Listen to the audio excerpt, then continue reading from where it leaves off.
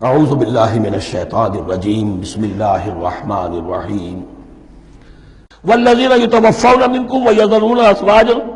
اور وہ کہ جو تم میں سے وفات پا جائیں اور وہ چھوڑ جائیں بیویاں، یتربصن بانفسہن، اب یہ عدت جو تھی ایک تھی طلاق کی عدت، وہ 3 ماہواریاں آ جانا، 3 مہینے اندازن،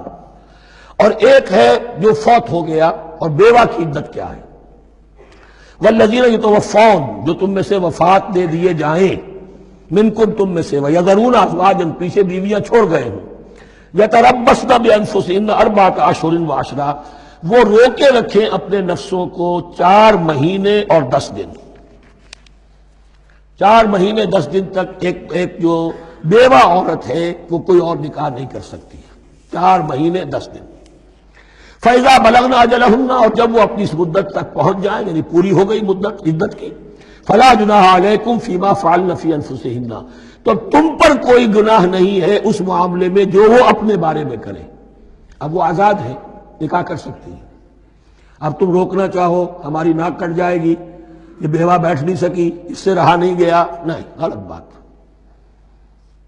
تمہارا کوئی اختیار نہیں۔ لا جناح علیکم فیما فعلن فی انفسہن بالمعروف، کرے نیک طریقے سے، بھلے طریقے سے، شریعت کے مطابق، قواعد شریعت کے مطابق، تو تمہارا اختیار نہیں ہے کہ روکو۔ واللہ بما تعملون خبیر، اور جو کچھ تم کر رہے ہو اللہ اس سے باخبر ہے۔ ولا جناح علیکم فیما عرضتم به من خطبۃ النساء واکننتم فی انفسکم، اب یہ انہی بیواؤں کا ذکر ہو رہا ہے۔ تم پر کوئی حرج نہیں ہے کہ جو تم اشارے میں کوئی بات اور پیغام دینا چاہو کسی بیوہ کو، اشارے کنائے میں، لیکن یہ کہ اس میں عدت کے دوران نکاح تو نہیں ہو سکتا، اشارے کنائے میں یہ کچھ بات کہی جا سکتی ہے کہ مجھے دلچسپی ہے، شاید میں کوئی بھی طریقہ اختیار کیا جائے۔ او اکننتم فی انفسکم، یا اپنے دلوں میں چھپائے رکھو، تو اللہ کو کوئی اعتراض نہیں۔ اس میں یہ کہ ظاہر بات ہے کہ ایک آدمی علم اللہ انکم ستذکرونہن، اللہ کے علم میں ہے تمہیں ان کا خیال تو آئے گا ہی، آخر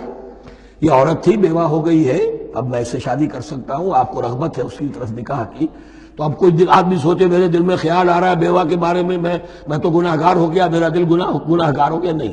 یہ قانون فطرت ہے۔ علم اللہ انکم ستذکرونہن، اللہ کے علم میں ہے ان کا خیال تو تمہیں آئے گا ہی۔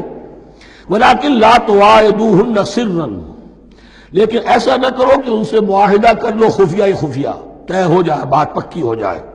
سرا الا ان تقولوا قولا معروفا، سوائے اس کے کہ کوئی معروف بات کہہ دی جائے جس سے انہیں اشارہ مل جائے، بس۔ ولا تعزموا عقدۃ النکاح حتی یبلغ الکتاب اجلہ، اور مت باندھو گراہ نکاح کی جب تک کہ قانون شریعت اپنی مدت پوری نہ کر لے، یعنی عدت جب تک پوری نہ ہو جائے۔ اب یہاں دیکھیے حتی یبلغ الکتاب، کتاب سے مراد شریعت، قانون شریعت، کتاب سے مراد یہاں کیا ہے کہ جو بھی قانون آ چکا ہے کتاب کے اندر، 4 مہینے 10 دن کے بعد نکاح اس سے پہلے نہیں ہوگا۔ وَاعْلَمُوا أَنَّ اللَّهَ يَعْلَمُ مَا فِي أَنفُسِكُمْ فَاحْذَرُوهُ، اور جان لو کہ اللہ خوب جانتا ہے جو تمہارے دلوں میں ہے، پس اس سے ڈرو، اس کی پکڑ سے بچو۔ وَاعْلَمُوا أَنَّ اللَّهَ غَفُورٌ حَلِيمٌ، اور یہ بھی جان لو اللہ غفور بھی ہے، بخشنے والا بھی ہے، وہ خطا ہو گئی ہے، استغفار کرو، توبہ کرو، اللہ معاف فرمائے گا۔ اور حلیم ہے، وہ فوراً نہیں پکڑتا بلکہ ڈھیل دیتا ہے، مہلت دیتا ہے، اگر چاہو تو تم توبہ کر لو۔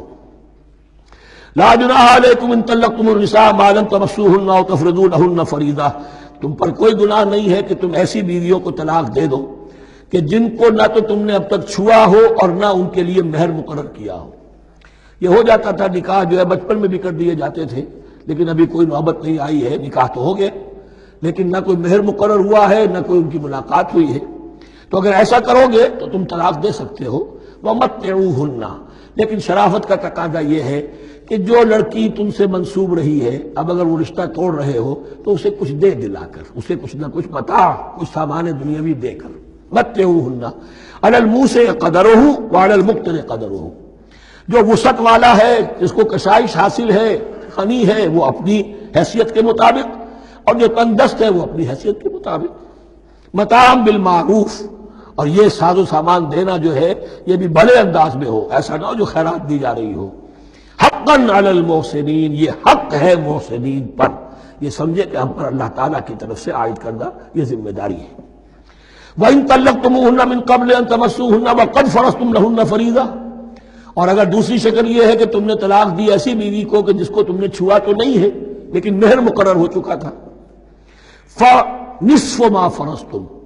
تو اب آدھا مہر جو ہے جو تم نے فرض کیا تھا، جو طے کیا تھا، اس کا آدھا تو تمہیں دینا ہی دینا ہے۔ الا یعفون، الا یہ کہ وہ معاف کر دیں، ہمیں آدھا بھی نہیں چاہیے، کیا چاہیے ہمیں چوتھائی دے دیجیے۔ اور یعفو الذی بیدہ عقدۃ النکاح، یا وہ اس کے اندر جو ہے سخاوت سے کام لے کہ جس کے ہاتھ میں نکاح کی گرہ ہے، گرہ تو مرد کے ہاتھ میں ہے، وہ کھول سکتا ہے، عورت طلاق دے نہیں سکتی، لہذا کیوں نہ ایسا کرو کہ تم پورا ہی مہر دے دو۔ فرمایا وَأَن تَعْفُوا، اگر تم درگزر کرو اور زیادہ دو، اقرب للتقوی، یہ تقوی سے قریب تر ہے۔ وَلَا تَنْسَبُوا الْفَضْلَ بَيْنَكُمْ، اپنے مابین احسان کرنا مت بھولو، اور اپنے مابین جو فضیلت اللہ نے تمہیں دی ہے عورتوں پر اس کو مت بھولو۔ تمہارا پھر ایٹیچیوڈ بھی ایسا ہونا چاہیے کہ تم اپنے بڑے ہونے کے حساب سے ان کے ساتھ نرمی کرو، ان کو زیادہ دو، ان کو جتنا بھی مہر مقرر کیا تھا اس سے بھی زیادہ دے دلا کے رخصت کرو۔ قانون میں تو صرف مہر ہوگا، البتہ قانون یہی ہے کہ اگر انہیں چھوا نہیں ہے، مقاربت نہیں ہوئی ہے، لیکن یہ کہ مہر مقرر ہو چکا تھا تو آدھا مہر تو لازماً دینا ہے۔ آدھا بھی یہ چھوڑ سکتی ہے عورت، لیکن تمہارے لیے بہتر ہے کہ تم پورا دو یا اور زیادہ دو۔